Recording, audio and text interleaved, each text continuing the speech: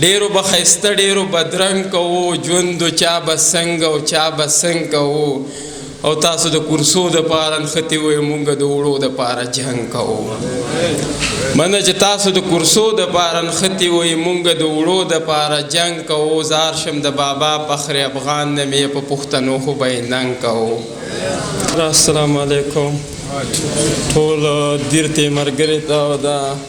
کوم پروګرام چې د جوړ کړی دا زموږ د خپې د ماتېدو دپاره جوړ کړی او که دا خو به دې لږ سم جوړ کړی.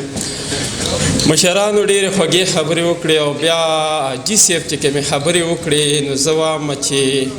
دا یې په ټولو باندې حد وکړو. حاجي صاحب د دې روان ژوند سره چې کومې خبرې روانې دي دا کومې تنازع پیښیږي مونږ ته د ځوانانو دا حاجي صاحب ټولې خبرې وکړې او عبید ملان خو ښه د ځان سمندرې په کوزه کې بند که په لنډو یې خبره وکړه او مشر چې کومې خبرې وکړې نو د مشر هغه خبرې په شعر کې رابندومه چې نه د دین نه د دنیا نه د کالو شو نه د دین نه د دنیا نه د کالو شو ایز بی سبوچ په سر د ژوندانه شو او چې د 3 کم اتیا کالو کې شمار وکړې ډېر پیدا شو که نه ډېر پښتانه مړه شو چې د 3 کم اتیا کالو کې شمار وکړې ډېر پیدا شو که نه ډېر پښتانه مړه شو چې په سر د پښتنو کورسو لتلي سو خبرې چې اوس هغه خلک څه شو.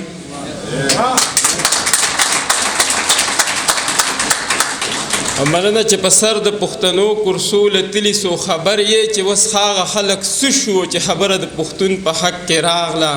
ډېر ښاغلي هم کاڼه شو هم ړانده شو. او دغه څو شعرونه نور هم چې د دې خاورې چې اصلي څوک وارثانو هغه خلک خدایي خدمتګارانو دا خو مونږ د نپاک په جرنده دل شو ګنې مونږ ته به کامونه حق حیرانو او دوباره که مرګ نه پس په دنیا ژوند وی بیا به بل شان پښتانه یو بل ته ګران وو.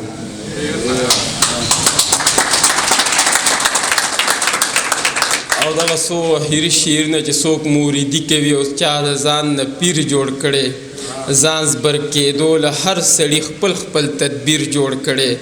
یو چې ترې لاړ شي سمدستي ورته بل کډه راوړي د زړه د کور نه راله ښکلو سم جاګیر جوړ کړی او دومره شتمنه پښتونخوا کې دې سپېرې بدامنۍ د بادشاهۍ لایق پښتون نه چې فقیر جوړ کړی. مننه چې دومره شتمنه پښتونخوا کې دې سپېرې بدامنۍ د بادشاهۍ لایق پښتون نه چې فقیر جوړ کړی او سل نیم سړو په 25 کروړه ولس کې ګوره خپل اقتدار دپاره ګیر چاپېرویر جوړ کړی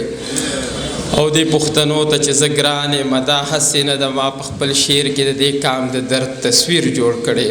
اخري خبره دغه کومه وکار به وایي چې دا راغلی څه دپاره وي او زما د هغه د اړو څه ذکرونه که زما د کار او د زیار نو کم از کم چې یو سړی سولر اخلي او د دوی دا کم کار چې روان کړی دا شیزونه بل ځای اخلي نو یاره ګاډی خو به وله په کرایه کوي که نه کم از کمه نو د وکار ډلې دا کار د ذمهوارۍ دی او د دوی دا کار داسې د دوی سره مرسته او ملاتړ وکوي چې دوی په دې خپل کار کې مخ په وړاندې لاړ شي او نه امیده نه شي. والسلام.